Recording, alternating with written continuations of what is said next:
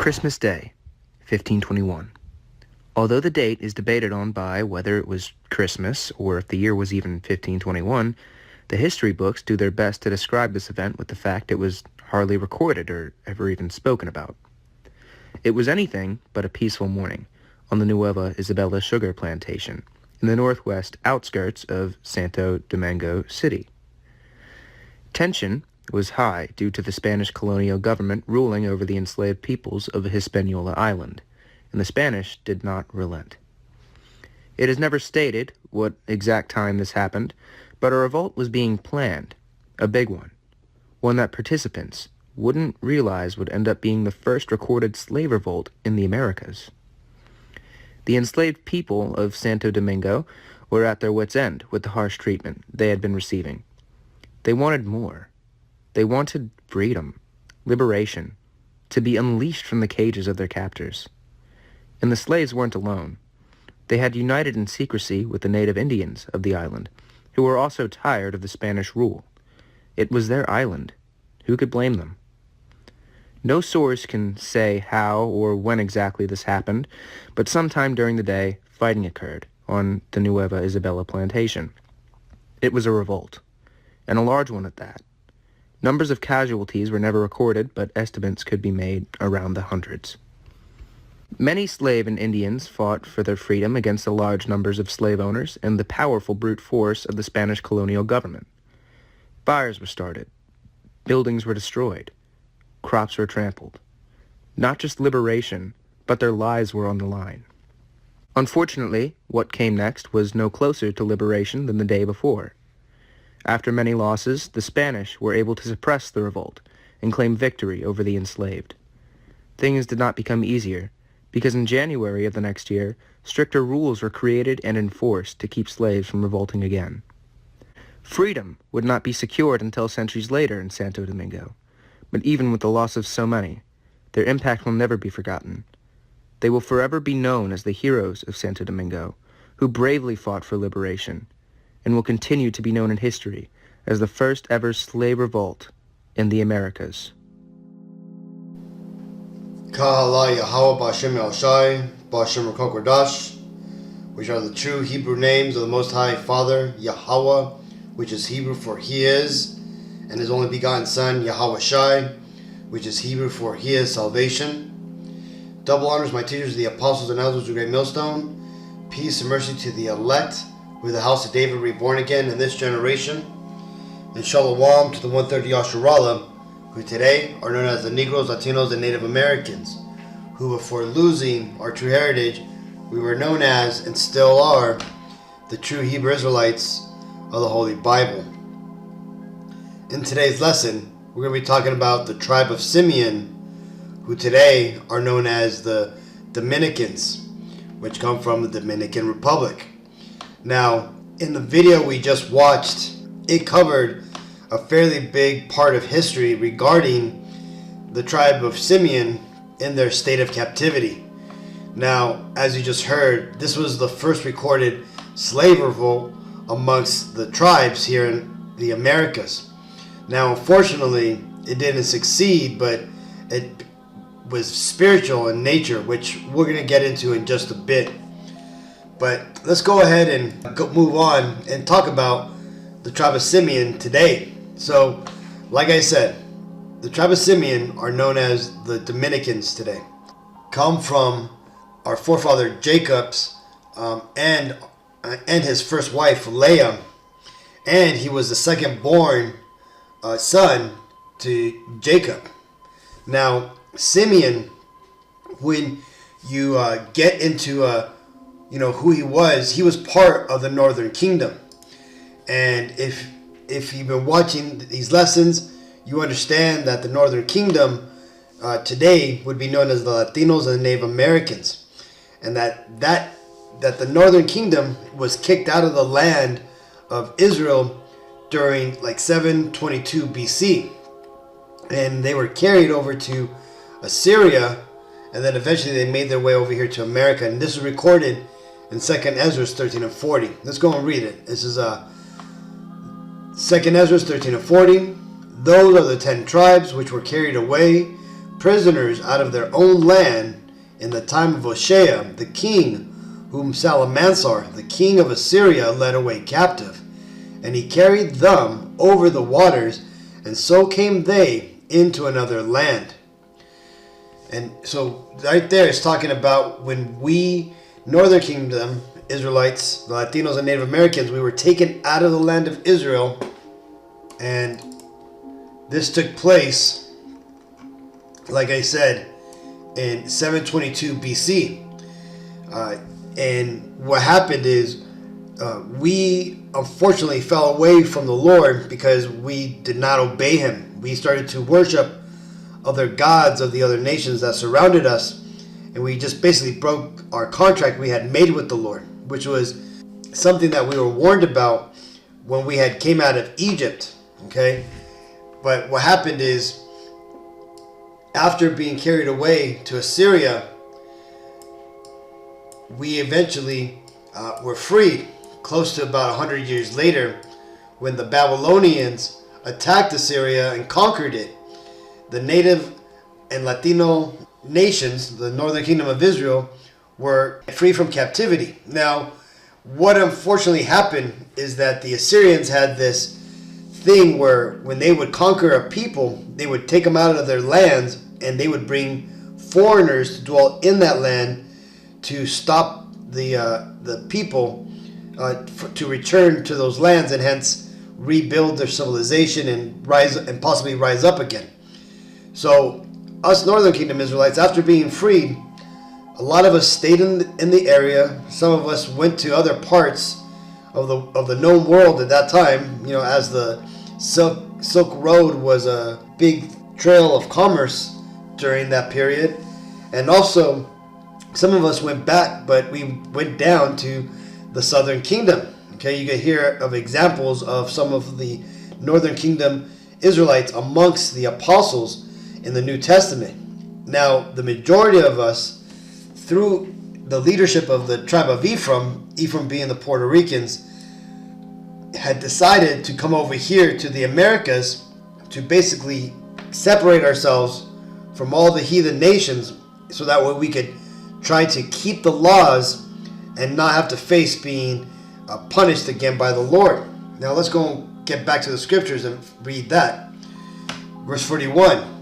But they took this counsel amongst themselves, that they would leave the multitude of the heathen and go forth into a further country where never mankind dwelt, that they might there keep their statutes which they never kept in their own land.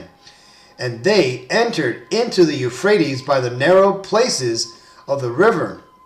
For the Most High then showed signs for them, and held still the flood, till they were passed over.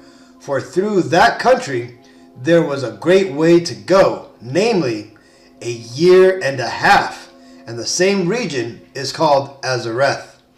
Now Azareth, it is known through many biblical scholars to be the Americas. Okay, now the name Azareth basically means another land, okay, or unknown land. Now the tribe of Simeon came over here to the Americas with the other 10 tribes of the Northern Kingdom, and they were part of the 10 tribes, I should say, and they ultimately settled there on the island of Hispaniola, which today is split into two, between Haiti, which is the tribe of Levi, and the Dominican Republic, which are the tribe of Simeon. Now this here ties ultimately into their future prophecy. And what do I mean by that? Well, when you get into the Bible, the way that you could identify who the tribes are today is that you got to look at the prophecies and also the individual son's blessing that they received. Because not only were we told that the curses that the Lord would put upon us would be a sign unto all the nations of the world of that could be used to identify who the true Israelites are, but every son of Jacob received a blessing and basically a future prophecy of what their descendants would be doing. Now, the prophecy that Jacob gave onto his son Simeon was connected to his son Levi as well. You see, well, let's go and read it, and then I'm going to break it down. This is Genesis 49:5. Simeon and Levi are brethren. Instruments of cruelty are in their habitations. O my soul, come not thou into their secret, unto their assembly. Mine honor, be not thou united. For in their anger they slew a man, and in their self-will they dig down a wall. Cursed be their anger, for it was fierce, and their wrath, for it was cruel. I will divide them in Jacob, and scatter them in Israel. Now, this is a fairly it's a multiple part prophecy. Okay, we're going to start at the very beginning, right, where it says Simeon and Levi are brethren. Why is it that they are mentioned here together? Well, these two brothers have a connected path in the Bible, okay? And also because these prophecies here were prophecies that told what would happen to each brother at the end days. This signifies that these two tribes would be next to each other, right? They would basically be living together.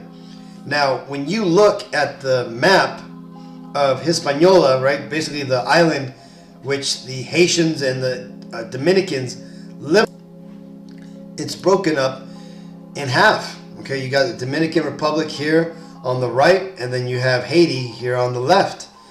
Now, both of these islands were conquered by different nations, right? Basically, both Edomites, though, or powered or ruled over by the Edomites during the times of their captivity. For example, the Dominican Republic, right, which were like for the most part Taino Indians, right, at that time when they were found by Columbus and the Spaniards.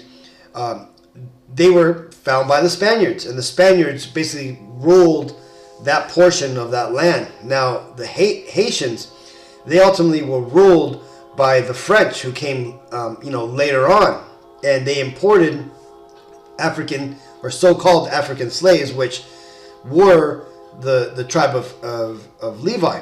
Again, and why is that? Well, because through the Lord's, power, he willed it so that way the tribe of Levi and the tribe of Simeon would be on together on the same island. Okay, and how did that happen? Well, when you look at the let's go back here, right? So here on the Second Ezra 13:40, it shows the path that the tribe of Simeon, along with the other northern kingdom tribes, came to the Americas. And while they were here, they, for the most part, were here in the Americas for about 2,500 years before they were discovered by the European nations, right? The Edomites that came over and ultimately put them into captivity. Well, during those 2,500 years, the tribe of Simeon eventually migrated up here to what they refer to as the Pearl Island of the Caribbean, or was called, Hispaniola when it was discovered. Now, about 400 years later, or not 400 years later, excuse me, I think 100 years later, they started to bring over, it was about about 100 years later, a little bit more than 100 years later, they started to bring over slaves from the west coast of Africa, right? And they basically took them all the way from Senegal all the way down to Angola. And really all the slaves that were taken off of here didn't all necessarily come from the west coast of Africa. They came from all over Africa, but they were all, for the most part, Israelites, okay, of their, respective tribes. Now there was, a tribe of Judah, the tribe of Levi, and the tribe of Benjamin amongst them. Now the Israelites who had ended up on the island of Hispaniola were the Levites, okay? Now, that being said, that's why the prophecy or that Jacob gave to Simeon, his prophecy is matched up with his brother Levi because they are going to live with each other on that same land. Okay, now, or that signifies that they would be living together. Now, next, when it says here, O my soul, come not thou into their secret, unto their assembly, right? And also where it says, instruments of cruelty are in their habitation. That's ultimately talking about the witchcraft that both of those nations, the Haitians and the Dominicans, use. Okay, when you get into the witchcraft that they use there, it's referred to as Dominican voodoo, right? And the Haitian is just referred to as, voodoo, right? So let's go and read this real quick. It says, Dominican voodoo, popularly known as the Las 21 Divisiones, is a heavily Catholicized syncretic religion of African Caribbean origins, which developed in the former Spanish colony of Santo Domingo on the island of Hispaniola. Now, let's see, it says, let me just skip down here to the part where it actually talks about the Dominican portion, because it gives you the Haitian, the Haitian example of the witchcraft that they use, which we'll get into in my other lesson when I get into the tribe of Levi. But in this case, since we're focusing on the tribe of Simeon, we're going to focus on the Dominicans, their aspects of their witchcraft. It says, the Dominican voodoo practitioners are often called caballeros, which means horses, brujos, witch doctors, or servidores, servants. But they are also known as papabocos, papalaos, which means priest, mama mambos, and mama laos, which are priestess. One who has obtained this title has gone through the last and highest level of initiation, which can take anywhere between 3 to 9 days and nights, as well as have spent a time working for the community. And I think they got to do things like help heal the community, or do spells for the community, like limpias and stuff like that. And I know through just knowing some Dominican Republicans, they're really into this brujeria, man. Like they do a lot of limpias, and they do a lot of like love spells, man. This is part of their of their culture, and that's because this inhabits their tribes, okay? And that's why it was prophesied that they would be into this stuff, right? This is just it says a burial ceremony, right? So the point being is that this is that's what that means, right? That instruments of cruelty, that's basically witchcraft, okay? And then next, and that's also where it says, "Oh my soul," their secret. Again, it's talking about the witchcraft that Levi and Simeon are going to be into in the last days, right? And right here it says, "For in their anger they slew a man, and in their self-will they dig down a wall." Now, what this is ultimately talking about is what Simeon and Levi did in regards to taking revenge for their sister Dinah. Now, let's go ahead and read the story, and then I'll get into it a little bit more. This is Genesis 34 and 24. "And unto Hamor and unto Shechem, his son, hearkened all that went out of the gate of his city, and every male were circumcised, all that went out of the gate of his city. And it came to pass on the third day, when they were sore, that two of the sons of Jacob, Simeon and Levi, Dinah's brethren, took each man a sword, and came up upon the city boldly, and slew all the males. And they slew Hamor and Shechem his son with the edge of the sword, and took Dinah out of Shechem's house, and went out. The sons of Jacob came up upon the slain, and spoiled the city, because they had defiled their sister. They took their sheep and their oxen and their asses, and that which was in the city, and that which was in the field, and all their wealth, and all their little ones, and their wives took they captives, and spoiled even all that was in the house. And Jacob said to Simeon and Levi, Ye have troubled me to make me to stink amongst the inhabitants of the land, amongst the Canaanites and the Perizzites. And I, being few in number, they shall gather themselves together against me and slay me, and I shall be destroyed, I and my house. So what had happened here is that, remember, as Israelites, we have been commanded not to join on to these other nations, not to marry on to the other nations that surrounded us. Now, this prince here, this Hamite prince, Shechem, he ultimately had a thing for one of the sisters of the 12 sons of Jacob, Dinah. Okay, Dinah was Jacob's only daughter, and this prince basically took her. Okay, and he probably talked her up, and he had his way with her. And this in the Bible is considered rape. This is why it said that he had raped her. Okay, now because this was a great dishonor amongst our people to give our people to the other nations, these two brothers seen it as a great dishonor to our people, and they decided to take actions into their own hands.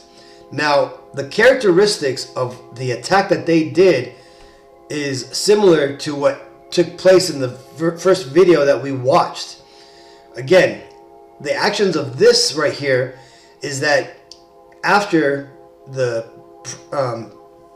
Prince Shechem had taken Dinah, he had basically came, or should I say his father, Hamor, came to our forefather Jacob and basically asked for Dinah to be wed to his son. And he had asked to make a pact with the Hamites and with us Hebrews. Now, this was against God's will, which is why ultimately this took place.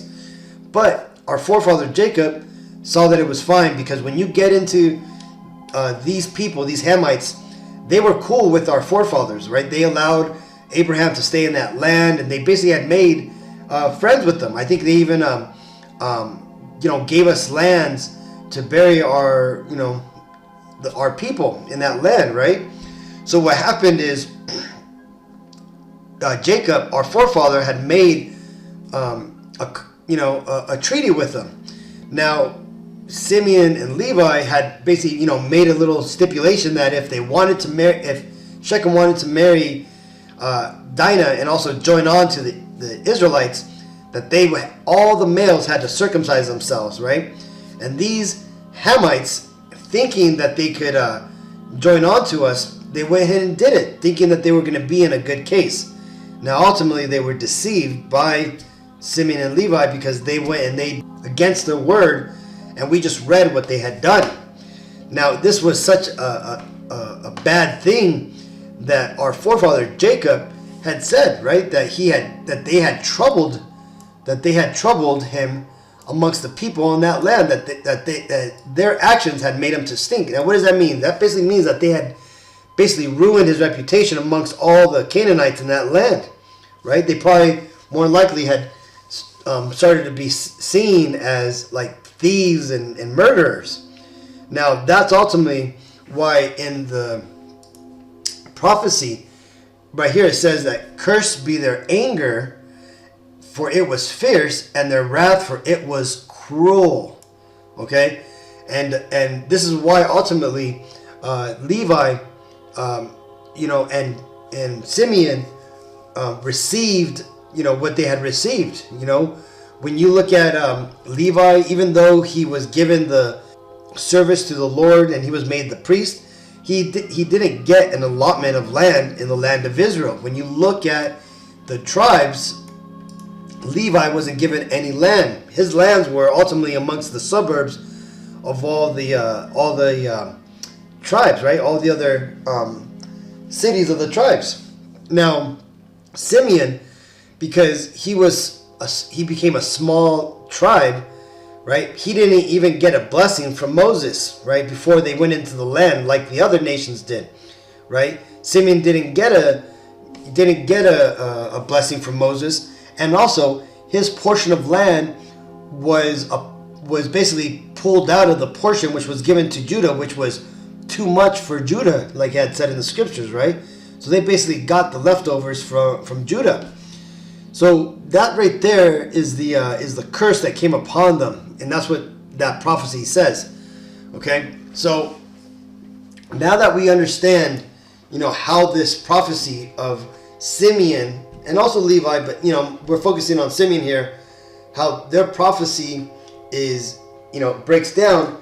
Now we understand why we know that the Dominican Republic, or the Dominicans and the Haitians, are Simeon and Levi, right? Because again, Jacob also said that he was going to scatter them, and that he was also going to divide them, right? What does it say? Cursed be their habitations, and I will divide them in Jacob, which means they would not come together. And when you look at the divisions between the Haitians and the Dominicans, they hate each other, unfortunately, right? There's a big class division. The Haitians are living in poverty. It is crazy how horrible they have it in this land. But when you look at the Dominicans, they're doing a lot better, right? Their social economic status is way better than the Haitians, and even the Haitians that go over to the Dominican side to get groceries and like that, they're treated like second class citizens. And again, this is just the division that came upon them because they were cursed. Now let's go ahead and get back to real quick. I just want to talk about the Santo Domingo slave revolt, right? So one crazy thing about this is that the governor who owned all this land, who this plantation had belonged to, was actually Christopher Columbus's son, Diego Columbus, right? And he ultimately led the Spaniards to capture and ultimately, take the land back and stuff. But let's go and read real quick a passage out of this book. It's called Black Indians, A Hidden Heritage, from William Lawrence Katz. And it tells us here on page 33 basically about the Santo Domingo revolt, right? So this gives a little bit of better insight into what actually happened, and to show you the similarities of kind of like you say, like the underhandedness of how the Haitians and the Dominicans attacked the Spaniards, right? How they were in a unassuming, caught off guard ways, just like how the Shechem and the Hamites were caught off guard when they were attacked by Simeon and Levi. All right, it says in 1522, Europeans in the Americas first learned that slavery did not easily lead to enormous wealth. On Christmas Day, African and Indian slaves, right? African would be the Levites, the Indians would be the tribe of Simeon, on a plantation owned by Diego Columbus, rose and murdered their masters. Overseers, nearby Native Americans, joined the rebels. The beautiful island of Hispaniola shook with the first recorded slave rebellion in the New World. The conspiracy had spread across the sprawling sugar plantations in the weeks before Christmas. Patiently, the plotters waited until Christmas Day, when the planters and their families would be bloated with food, soaked with liquor, and too weak or sleepy to offer much resistance. So you see that? So just like in the biblical reference to the attack on the Hamites, just like how Levi and Simeon waited for the third day for them to attack the Hamites because they knew they were going to be in a weakened state, they did the exact same thing here too, right? They waited for their enemies to be in a weakened, disoriented state before they attacked them. Continuing, it says, Then they struck, plunging into the night to kill whites and find freedom. For 2 days they met little opposition, but on the third, Spanish troops caught up with the rebels in an open field. Open fired. The fugitives broke for the woods, and Europeans were unfamiliar with the treacherous terrain near the city of Santo Domingo. Few were willing to pursue their most dangerous slaves into an area suited for guerrilla warfare. Governor Diego Columbus, his Spanish troops, and advisors decided on a new strategy. The governor hired Native Americans for a dangerous task of tracking fugitives. A hunt began. The exact outcome is unclear. So you see, so that right there is what took place during the Santo Domingo revolt. Okay, and that right there is just I wanted to show you the similarities between what Levi and Simeon did in the land of Israel against the against the Canaanites, the Hamites, and how he also came against his enemies. How both of them came against their enemies there on the island of Hispaniola, right? But again, this is all part of prophecy, and this is just the way the Spirit works with these tribes, that we're going to be doing the same things that we had done in the past, right? Or should I say similar things, and that now that we know who the tribes are, in this case Simeon, we understand why they're there on that island along with their brethren, and why they haven't mingled amongst themselves, right? Even though there's a lot of socio-economic reasons why there's a split, spiritually it's because that was a curse put upon those two brethren, that they would keep them together but keep them divided, okay? And that's because they both received that curse. Now let's go and read this. This is Zephaniah 3:15. Yahweh Bashim Ashai hath taken away thy judgments. He hath cast out thine enemies. The King of Israel, even Yahweh, is in the midst of thee. Thou shalt not see evil any more. And that day it shall be said to Jerusalem, Fear thou not, and to Zion, Let not thine hand be slack. Yahweh Bashim Ashai, thy power in the midst of thee is mighty. He will save, and he will rejoice over thee with joy. He will rest in his love. He will joy over thee with singing. And I will gather them that are sorrowful for the solemn assembly, who are of thee, to whom the reproach of it was a burden. So you see, though we are still in a captive-like state, or should I say a downtrodden state, the Lord is soon going to redeem all of us, no matter what state we are in, be it that we're up here in the Americas and are living well, or down there in these islands living like in a third world situation, right? All these things are for building us up, for cultivating us, for getting us ready for what's to come. And what's to come is what I just read, right? That our judgments are at an end, right? We are now at the end of our captivity, and now it's time for us to get our promise. And that promise is that we would be co-rulers with the Lord when he comes back, right? When the king that is amongst us, that being Yahweh Shai, we're going to be joint rulers with him, okay? And we're going to be ruling over the world, and all this downtroddenness that we're basically living through now, it's all going to be a thing of the past. And all these things that we went through are going to be for us to understand that it was to build up our character and to harden us. This is Jeremiah 30:3. For lo, the day comes, saith Yahweh Bashim Ashai, that I will bring again the captivity of my people Israel and Judah, saith Yahweh Bashim Ashai, and I will cause them to return to the land that I gave to their fathers, and they shall possess it. And so that's what's going on. So Simeon, the Dominicans, They are the biblical Israelites. And because of that, they are going to be part of the new ruling class once the Lord returns back and gives us our inheritance that we've been waiting for ever since our forefather Abraham was promised it. Until then, we have to live in our lots. We have to live with the punishment that we were given.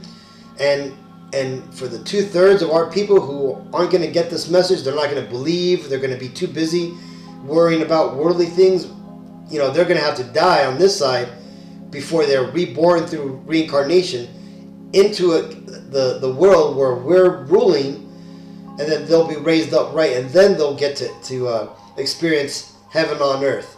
But for those 1 out of every 3 Negro, Latino, Native Americans, and anybody whose father's lineage goes back to that bloodline, we only got a short while to go until we, Lord willing, that's us, are able to experience this, right? To be taken back to the land and to be redeemed by the Lord because of what he had done for us, to come back, be crucified, give his life as a sacrifice for us so we could return to the Father, right? It's a beautiful thing. And now we are at the end of all that, Akim. So either way, hopefully this video was edifying. Hopefully I was able to break down the tribe of Simeon and how they are the Dominicans today, and explain how their prophecy breaks down. So with all that, let's give all honor and glory and praises to Yahweh, Ba'Shem Yahushai, Ba'Shem Rakok Radash. Shalom.